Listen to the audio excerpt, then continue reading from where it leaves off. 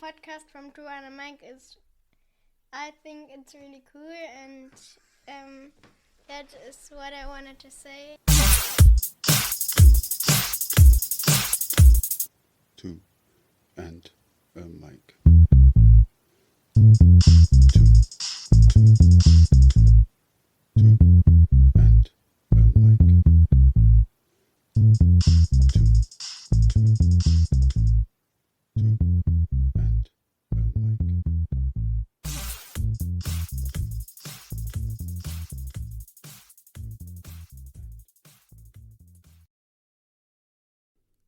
Looking around the planet at areas of human civilization, there are increasingly disturbing tendencies to be observed. Maybe these tendencies have always been there and are only now becoming more apparent. Or perhaps my eyes have been closed to these issues and my awareness has come woefully late. Society's leaders are seeking to harness perpetual power by sowing division and hatred into the populace. There are instances of this everywhere. It can be said that these issues have existed for a long time. In other areas, the rhetoric has crossed many lines and violence is spewing out into communities. If we are content to see this level of destruction in our cities, on our streets, and in our homes, then we are on that path already. If we wish our loved ones to see a brighter, more loving future, then it is imperative we find ways of addressing the inequalities, discrimination, and disharmony that rages around us, for we are all responsible for the communities in which we live. We hear talk of tolerance and understanding, and we whine and complain, yet that is only because so many among us do not realize the true price of intolerance, incitement, and hatred. This short story was first published 100 years ago during the Battle of Dublin. The impressions it leaves are quite clear. The message of the tale is also clear. The Sniper by Liam O'Flaherty. The long June twilight faded into night. Dublin lay enveloped in darkness, but for the dim light of the moon that shone through fleecy clouds, casting a pale light as of approaching dawn over the streets and the dark waters of the Liffey. Around the beleaguered forecourts the heavy guns roared. Here and there through the city, machine guns and rifles broke the silence of the night, spasmodically, like dogs barking on lone farms. Republicans and Free Staters were waging civil war. On a rooftop near O'Connell Bridge, a Republican sniper lay watching. Beside him lay his rifle, and over his shoulders was slung a pair of field glasses. His face was the face of a student, thin and ascetic, but his eyes had the cold gleam of the fanatic. They were deep and thoughtful, the eyes of a man who is used to looking at death. He was eating a sandwich hungrily. He had eaten nothing since morning. He had been too excited to eat. He finished the sandwich and, taking a flask of whiskey from his pocket, he took a short draught. Then he returned the flask to his pocket. He paused for a moment, considering whether he should risk a smoke. It was dangerous. The flash might be seen in the darkness, and there were enemies watching. He decided to take the risk. Placing a cigarette between his lips, he struck a match, inhaled the smoke hurriedly, and put out the light. Almost immediately a bullet flattened itself against the parapet of the roof. The sniper took another whiff and put out the cigarette. Then he swore softly and crawled away to the left. Cautiously he raised himself and peered over the parapet. There was a flash and a bullet whizzed over his head. He dropped immediately. He had seen the flash. It came from the opposite side of the street. He rolled over the roof to a chimney stack in the rear and slowly drew himself up behind it until his eyes were level with the top of the parapet. There was nothing to be seen, just a dim outline of the opposite housetop against the blue sky. His enemy was under cover. Just then, an armoured car came across the bridge and advanced slowly up the street. It stopped on the opposite side of the street, 50 yards ahead. The sniper could hear the dull panting of the motor. His heart beat faster. It was an enemy car.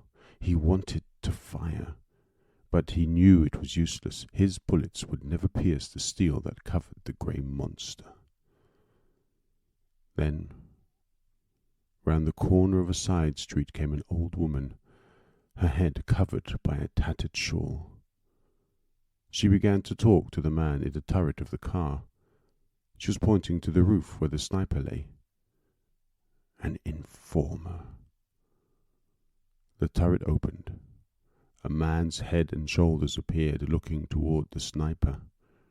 The sniper raised his rifle and fired. The head fell heavily on the turret wall. The woman darted toward the side street. The sniper fired again. The woman whirled round and fell with a shriek into the gutter. Suddenly, from the opposite roof, a shot rang out, and the sniper dropped his rifle with a curse. The rifle clattered to the roof. The sniper thought the noise would wake the dead. He stooped to pick the rifle up. He couldn't lift it. His forearm was dead. "I'm hit," he muttered. Dropping flat onto the roof, he crawled back to the parapet. With his left hand, he felt the injured right forearm. The blood was oozing through the sleeve of his coat. There was no pain, just a deadened sensation, as if the arm had been cut off. Quickly he drew his knife from his pocket, opened it on the breastwork of the parapet, and ripped open the sleeve. There was a small hole where the bullet had entered. On the other side there was no hole. The bullet had lodged in the bone. It must have fractured it. He bent the arm below the wound. The arm bent back easily. He ground his teeth to overcome the pain. Then, taking out his field dressing, he ripped open the packet with his knife. He broke the neck of the iodine bottle and let the bitter fluid drip into the wound. A paroxysm of pain swept through him. He placed a cotton wadding over the wound and wrapped the dressing over it. He tied the ends with his teeth. Then he lay still against the parapet and, closing his eyes, he made an effort of will to overcome the pain. In the street beneath, all was still. The armoured car had retired speedily over the bridge, with the machine gunner's head hanging lifeless over the turret. The woman's corpse lay still in the gutter. The sniper lay still for a long time, nursing his wounded arm and planning escape. Morning must not find him wounded on the roof. The enemy on the opposite roof covered his escape. He must kill that enemy, and he could not use his rifle. He had only a revolver to do it. Then he thought of a plan. Taking off his cap, he placed it over the muzzle of his rifle. Then he pushed the rifle slowly upward over the parapet until the cap was visible from the opposite side of the street. Almost immediately there was a report, and a bullet pierced the center of the cap. The sniper slanted the rifle forward. The cap clipped down into the street. Then, catching the rifle in the middle, the sniper dropped his left hand over the roof and let it hang lifelessly. After a few moments, he let the rifle drop to the street. Then he sank to the roof, dragging his hand with him. Crawling quickly to his feet, he peered up at the corner of the roof. His ruse had succeeded. The other sniper, seeing the cap and rifle fall, thought that he had killed his man. He was now standing before a row of chimney pots, looking across, with his head clearly silhouetted against the western sky. The Republican sniper smiled and lifted his revolver above the edge of the parapet. The distance was about 50 yards. A hard shot in the dim light, and his right arm was paining him like 1,000 devils. He took a steady aim. His hand trembled with eagerness. Pressing his lips together, he took a deep breath through his nostrils and fired. He was almost deafened with the report, and his arm shook with the recoil. Then when the smoke cleared, he peered across and uttered a cry of joy. His enemy had been hit. He was reeling over the parapet in his death agony.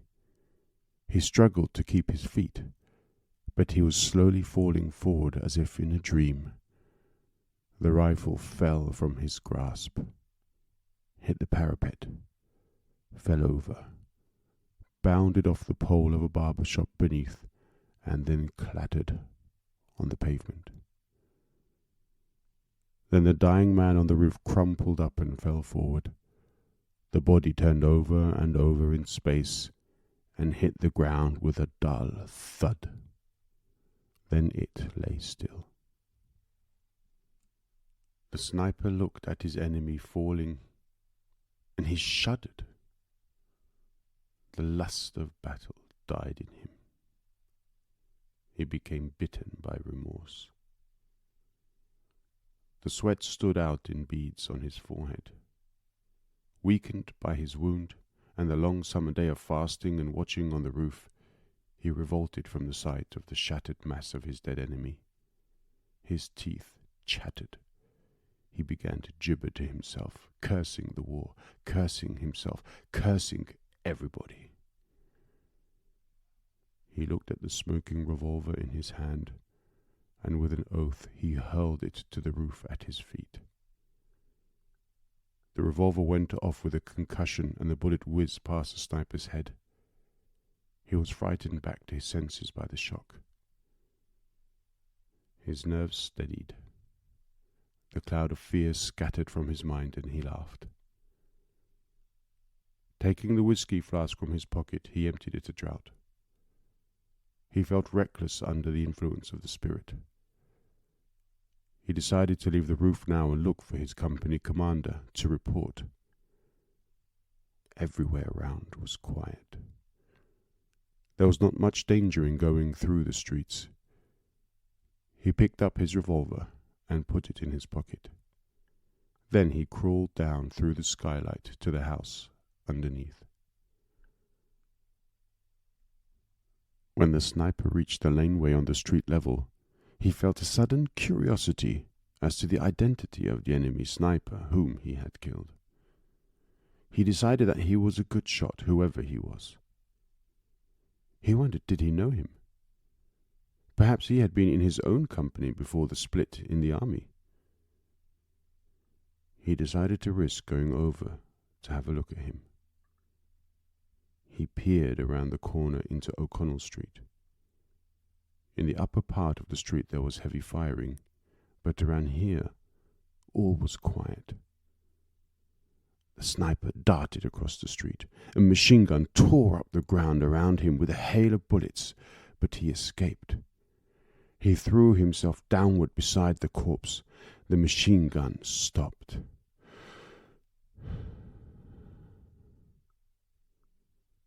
Then the sniper turned over the dead body and looked into his brother's face.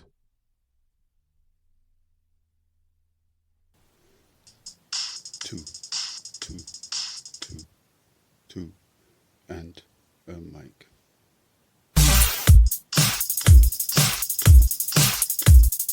Two, and a mic.